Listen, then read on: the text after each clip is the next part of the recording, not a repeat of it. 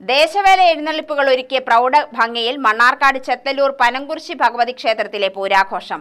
പാലക്കാട്, മലപ്പുറം ജില്ലകളിൽ നിന്നായി 10,000-കണക്കിന് പൂരപ്രേമികളാണ് ക്ഷേത്രസന്നിധിയിലേക്ക് ഒഴുകിയെത്തിയത്. 16 ലക്ഷണമൊത്ത ഗജവീരന്മാർ എഴുന്നള്ളത്തുകൾക്ക് അഴകു പകർന്നു.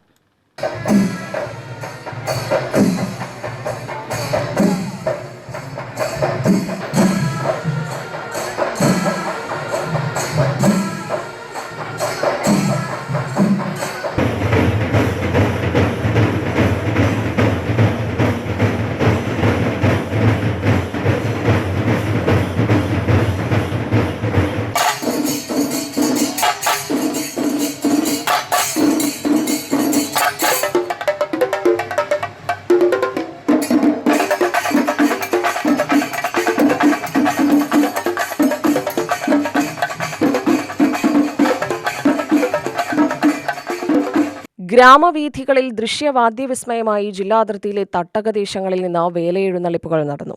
വേലയെഴുന്നള്ളിപ്പുകളിൽ ആന, പഞ്ചവാദ്യം, മേളം, ശിങ്കാരിമേളം, പൂതൻ, തിറ, പൂക്കാവടി, നാടൻ കലാരൂപങ്ങൾ എന്നിവ അണിനിരന്നു.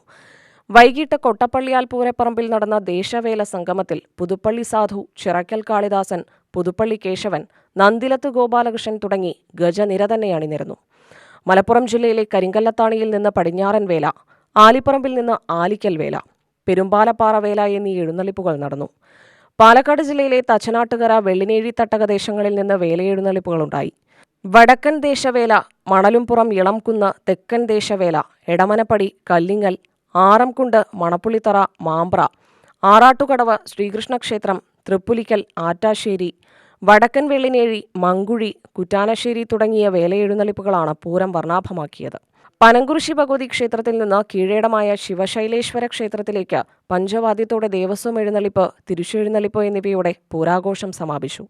രാവിലെ ആറാട്ടെഴുന്നള്ളിപ്പ്, തിരുവല്ല രാധാകൃഷ്ണമാരാരും ചെറുപ്ലശ്ശേരി രാജേഷും നയിച്ച പഞ്ചാരിമേളം എന്നിവ നടന്നു.